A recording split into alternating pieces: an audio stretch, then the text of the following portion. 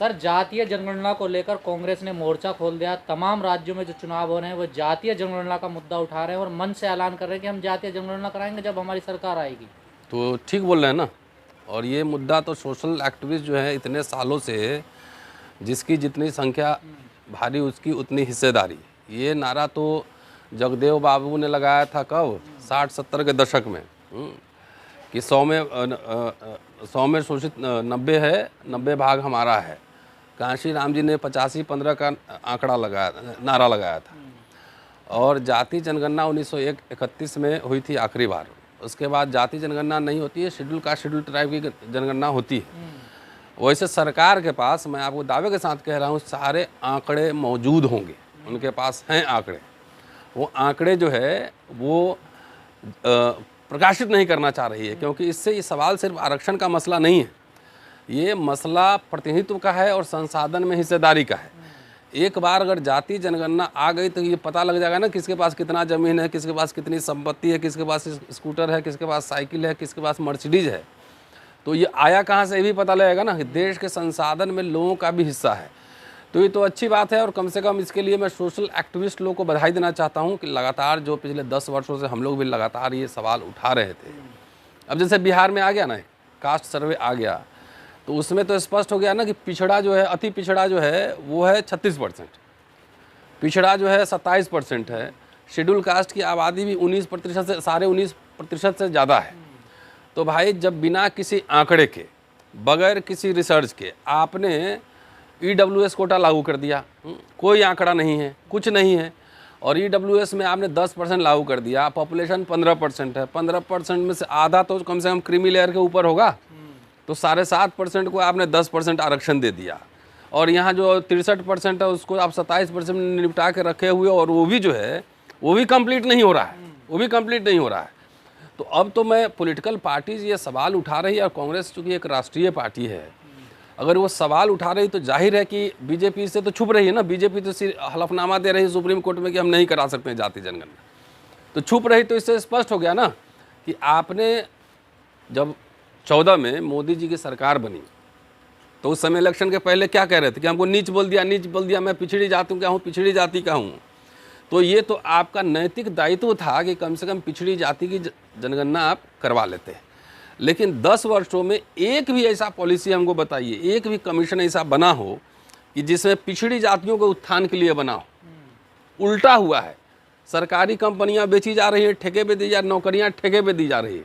Class 3 class 4 तो ठेके पे ऑलमोस्ट जा चुकी है, तो ठेके पे नौकरियां चली जाएंगी तो उसमें रिजर्वेशन लागू नहीं होगा। और वो भी जो है कहते हैं 45 दिन के बाद अगर होगा तो उसमें रिजर्वेशन लागू। अगर गेस्ट टीचर पढ़ा रहे हैं, चाहे कुछ भी इस तरह का दे रहे हैं, तो 45 दिन का नहीं देगा, 44 दिन का देगा।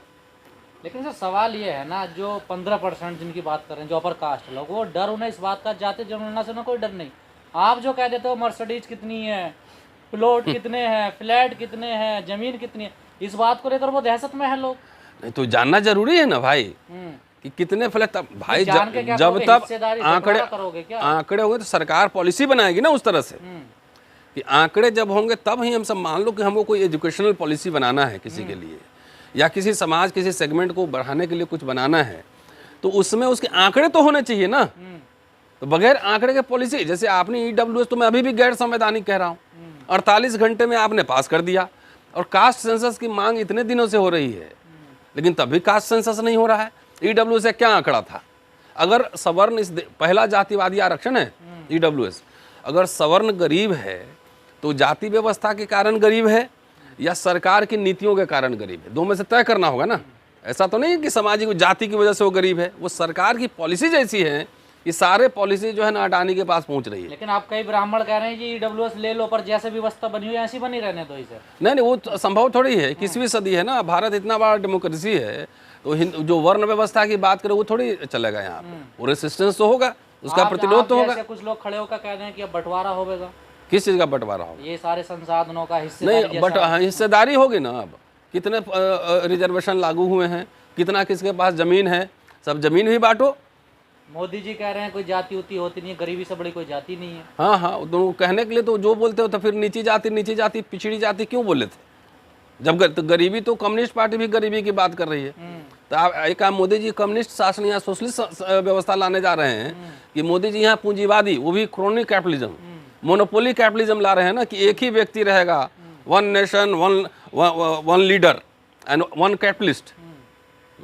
तो एक समान व्यवस्था लागू कर दो ना। प्रियंका राहुल गांधी जिस प्रकार मांग कर रहे हैं पिछड़ों को लेकर जो अग्रसर हो रहे हैं, ये इसमें कहीं चाल तो नहीं है इन दोनों की, वोट वोट की? ऐसा है, देखिए राजनीतिक पार्टी तो अपने हिसाब से काम करती है, ठीक है जी। वोट भी होगा, वोट क्यों नहीं लेगा, डेमोक्रेसी में लोग वोट मांगते ही हैं भाई। कोई कई तरह की आप घोषणा करते हैं, चाहे योजना लागू करते हैं, जैसे राजस्थान में अभी 10 लाख फ़ोन बांटे गए, अभी 3 साल का रिचार्ज करा के उसमें बांटे गए हैं। तो नेता तो वोट के लिए ही करेगा ना, खुद थोड़ी है कि वहाँ पे साधु है कि चुपचाप बैठा रहेगा, उसको वोट चाहिए, सरकार बनाना है। विश्वास करना तो इसीलिए नहीं, क्यों नहीं करना चाहिए? विश्वास करने के अलावा रास्ता क्या है? अगर मोदी जी को पिछड़ों ने वोट दिया पिछड़ा नाम पर, तो विश्वास करके ही दिया होगा ना। 10 साल में समीक्षा हो गई कि कितना पिछड़ा समर्थक है, कितना पिछड़ा विरोधी है। अगर ये कह रहे हैं तो कि चुनाव में जो वादे होते हैं ना, घोषणा पत्र होता है, जनता के साथ एक शपथ पत्र होता है। अब लोगों को तैयार होना पड़ेगा कि जो आप बात कह रहे हैं उसको अगर आप चुनाव जीतेंगे तो कैसे लागू करेंगे, इसके लिए फिर दबाव बनाना होगा। क्योंकि कांग्रेस को ये बात समझ में आ गई है कि उनका ट्रेडिशनल जो वोट है ब्राह्मण चला गया आरएसएस में, दलित वोट मान लो बसपा के पास है, कुछ बीजेपी के पास है, और पिछड़ा वोट उनके पास पहले भी नहीं था। मुस्लिम वोट था, मुस्लिम भी कहीं सपा के साथ है, कहीं आरजेडी के साथ है, कहीं बसपा के साथ है। तो जो ट्रेडिशनल वोट उनका है वो तो कोलैप्स हो गया ना एक तरह से। तो अल्टीमेटली वोट कहाँ से आएगा? वोट तो यहाँ जातियों का देश है, भारत एक जाति प्रधान देश है। तो जब तक आप आंकड़ों की बात नहीं करोगे, इंक्लूसिव प्रोग्रेस की बात नहीं करोगे, तो वोट कहाँ से लाओगे? तो ये एक मजबूरी भी है, और जो बात कह रहे हैं ठीक कर रहे हैं। और अब जो है, अब पुराने ज़माने की बात नहीं है। अगर आपने कहा है कि जाति जनगणना कराएंगे, सरकार अगर बनी, अगर नहीं कराएंगे आप जाति जनगणना, तो लोगों को सड़क पे आना होगा फिर। लेकिन इससे जिस प्रकार कांग्रेस अब जाति जनगणना की बात कर रही है, जो 15% वोट है वो तो फिर विरोध में चला जाएगा कांग्रेस के। तो कांग्रेस के पास है कहाँ समर्थन में? ये बताओ, कांग्रेस के पास वो 15% वोट है कहाँ? आखिर वोट तो जो है, वोट तो उसको SC ST OBC माइनॉरिटीज ही देता है ना। जहाँ भी सरकार बनी है, भूपेश बघेल की सरकार है, OBC है। यहाँ राजस्थान में जो अति पिछड़ा है, कर्नाटक में सिद्धारमैया अति पिछड़ा है। तो दलितों ने, पिछड़ों ने वोट दिया है ना, कि सवर्ण 15% से कहाँ से बना लेगा? बीजेपी इसकी काट ला रही है, देखिए रोहिणी कमीशन की बात कर रही है। तो लागू करे ना। जब रोहिणी कमीशन आप लागू कर रहे हैं, तो आप जाति जनगणना क्यों नहीं करवा रहे हैं? आप लागू पब्लिश करो ना। हम लोग तो कह ही रहे हैं रोहिणी कमीशन का पब्लिश करो, क्या दिक्कत?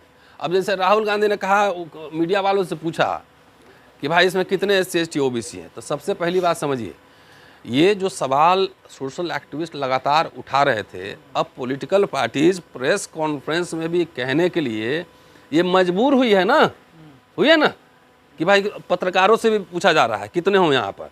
तो ये पहला कदम है। अभी आप जाके घर में सो जाएंगे कि हाँ बोल दिया हो जाएगा, तो ऐसे होता नहीं। लगातार तमाम दबाव बना कर रखना पड़ता है पॉलिटिकल पार्टी पे। अब हम लोग कहाँ जाते हैं? हम लोग अपना एजेंडा सेट करते हैं, एजेंडा पे बात करते हैं। चलिए, खुशी की बात यह है कि अब उस एजेंडा जो है अब विमर्श के केंद्र में आ रहा है जी। तो क्या आप कांग्रेस, जिस प्रकार आपने कहा कि अपर कास्ट जो वोट अब कांग्रेस के पास बचाने नहीं है ना भाई, तो क्या प्रधानमंत्री दलित पिछड़े से बनाएगी? अब देखो, अब तो देश का मूड तो ऑलरेडी हो चुका है ना। अगर पिछड़ा नाम पे अगर बन सकते हैं मोदी, तो दलित क्यों नहीं प्राइम मिनिस्टर होगा? ये तो लाजिमी है, लॉजिकल एक्सटेंशन है।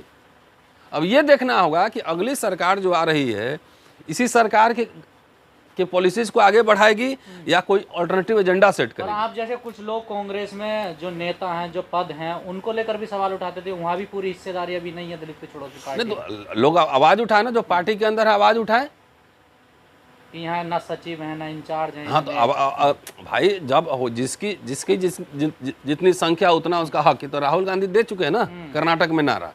तो ये तो पहले इंटरनल जो पार्टी के अंदर है, जैसे कि रायपुर में जो अधिवेशन हुआ था फरवरी में शायद, तो उसमें उन्होंने कहा था ना कि युवाओं को और SC ST OBC को पार्टी में प्रतिनिधित्व देंगे, कहा था ना।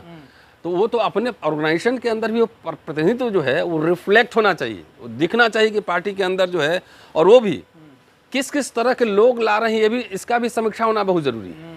किस किस तरह के लोग ला रहे हैं। आज जो बीजेपी में चला गया, जो दलित है वहाँ पर RSS के लिए काम कर रहा है, कल आपके पास आ जाए तो सेकुलर कैसे हो जाएगा? तो सर ये हिस्सेदारी पार्टी में देते हैं या सेल में देते हैं, जैसे बीजेपी में एससी सेल, ओबीसी सेल, यही हाल कांग्रेस में है? नहीं, वो सेल तो है ही हाँ। पार्टी में। अब तो ये कह सकते हैं ना कि हमारे पार्टी के राष्ट्रीय अध्यक्ष ही दलित हैं, हाँ।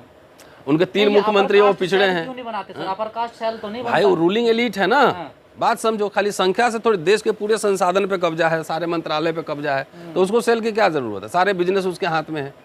हमारे लोग तो अभी खाली नौकरी और नेता बनने के चक्कर में है। बिजनेस में कितनी हिस्सेदारी होगी ये सवाल उठाना जरूरी है।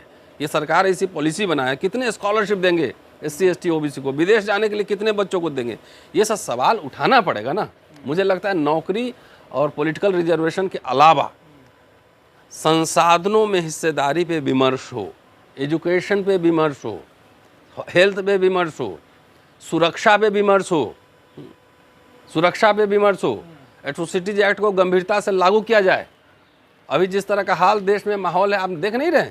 छोटे सब पत्रकार गिरफ्तार हो रहे हैं, उधर नेता गिरफ्तार, सब में ED फंसाए हुए, सब में ED, सब में कुछ लगा दो, राजद्रोह लगा दो, कुछ केस कर दो।